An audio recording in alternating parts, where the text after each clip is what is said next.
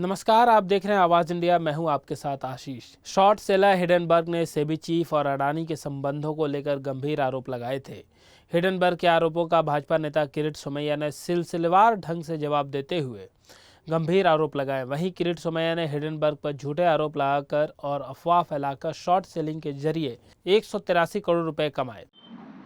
Hindenburg मामले में Adani enterprises limited में हिंडनबर्ग ने खुद का एक शॉर्ट सेल के लिए रिपोर्ट तैयार किया। जनवरी 2023 से लेके 22 फरवरी 2023, 24 जनवरी 2023 से 22 फरवरी 2023 में शॉर्ट सेल किया हिंडनबर्ग ने और 183.24 करोड़ की कमाई की। ऐसे डजन उदाहरण है, उसमें से एक स्पेसिफिक केस सेबी ने तैयार किया है।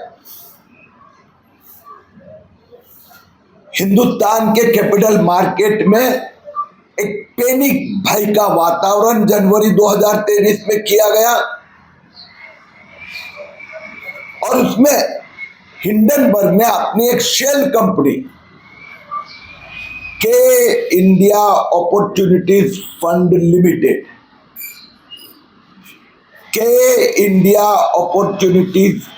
लिमिटेड हिंडनबर्ग और उनके सहकारी ने एक ये बेनामी कंपनी मॉरिशस में खोली। इस कंपनी में खुद का एक पैसा भी नहीं।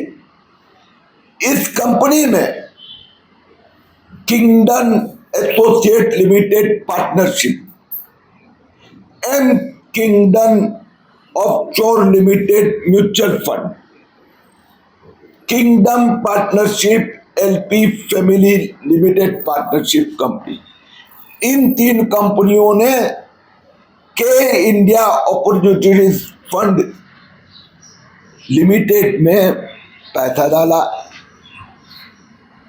ये के इंडिया अपॉर्चुनिटीज ने हिंदुस्तान में अपना रजिस्ट्रेशन करवाया एफपीआई फॉरेन पोर्टफोलियो इन्वेस्टमेंट के लिए और अदानी के शेयर हिंडनबर्ग ने जैसे ही रिपोर्ट दिया कि अदानी के शेयर नीचे गिराए गए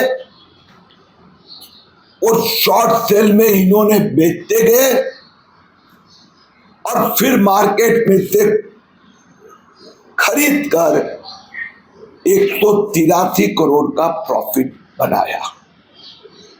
सिर्फ इतना ही नहीं, सेबी ने इसमें नोटिस दिए, इसके सब डॉक्यूमेंट्स हैं और इस डॉक्यूमेंट में ये और अदानी के शेयर हिंडनबर्ग ने जैसे ही रिपोर्ट दिया कि अदानी के शेयर नीचे गिराए गए और शॉर्ट सेल में इन्होंने बेचते गए और फिर मार्केट में से खरीद कर 183 करोड़ का प्रॉफिट बनाया। सिर्फ इतना ही नहीं, सेबी ने इसमें नोटिस दिए, इसके सब डॉक्यूमेंट्स हैं और इस डॉक्यूमेंट में ये प्रूव करके दिया है कि पैसा एडवाइस पार्टनरशिप बोगस शेल कंपनियां क्रिएट करना, लेकिन अल्टीमेट लाभार्थी कौन निकला? तो अंत में लाभार्थी निकला मिस्टर नाथन एंडरसन। ये हिंडनबर्ग रिसर्च कंपनी का मालिक है। नाथन एंडरसन ने एक बेनामी व्यक्ति को अपना पार्टनर बनाया, मिस्टर मार्क ई किंगडन। तो मार्क ई किंगडन और हिंडनबर्ग रिसर्च के मालिक नाथन एंडरसन ने एग्रीमेंट किया। हिंडनबर्ग इस प्रकार की रिपोर्ट तैयार करेगा, वो रिपोर्ट जारी होने के पहले मिस्टर किंगडन को देगा। मार्क किंगडन ने हिंदुस्तान में 2022-23 में एक कंपनी खोली के पोर्टफोलियो इन्वेस्ट के इंडिया अपॉर्चुनिटीज फंड। उसमें अलग अलग कंपनियों के द्वारा पैसा डाला गया। अदानी एंटरप्राइज लिमिटेड के शॉर्ट सेल किया गया। 183 करोड़ प्रॉफिट हुआ और ये प्रॉफिट जो नाथन एंडरसन और उनके मित्र मार्क ई किंगडन ने बांट लिए। इसके सब डॉक्यूमेंट सेबी के पास हाथ में आए हैं। सेबी ने इनको गत महीने नोटिस भेजी है और उनको कहा है Hindenburg Research LLC, mister Nathan Anderson, mister Mark E Kingdon 183 crore profit हुआ और ये प्रॉफिट जो नाथन एंडरसन और उनके मित्र मार्क ई किंगडन ने बांट लिए। इसके सब डॉक्यूमेंट सेबी के पास हाथ में आए हैं। सेबी ने इनको गत महीने नोटिस भेजी है और उनको कहा है Hindenburg Research LLC,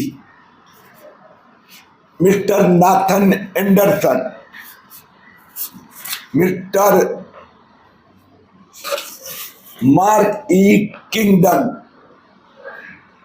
capital Management, M Kingdon offshore master fund और के इंडिया अपॉर्चुनिटी फंड, इन 6 लोगों को सेबी ने नोटिस दिए।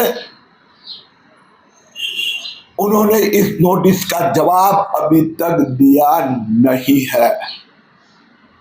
इसको इनसाइडर ट्रेडिंग भी कहते हैं, इसको इलीगल शॉर्ट सेल भी कहते हैं, इसको बेनामी ट्रांजैक्शन भी कहते हैं। मैं राहुल गांधी से पूछना चाहता हूं, यह जो पूरे डॉक्यूमेंट आज आपके पास भी उपलब्ध है, तो फिर एक बार जनवरी 2023 की क्राइसिस हिंदुस्तान में कैपिटल मार्केट में तैयार करने का काम फिर एक बार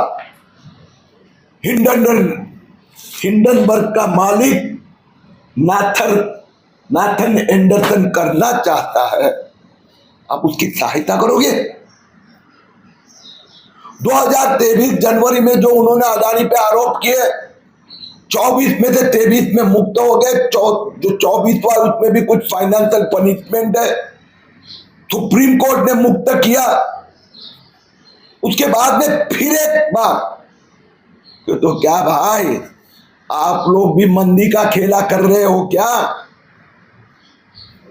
और इसके लिए मैं भारत सरकार से प्रार्थना करता हूं, सेबी से रिक्वेस्ट करूंगा कि यह जो नोटिस दी गई है, जो इन्वेस्टिगेशन शुरू हुआ है, उसका जल्द से जल्द इन्वेस्टिगेशन करके फैसला दिया जाना चाहिए।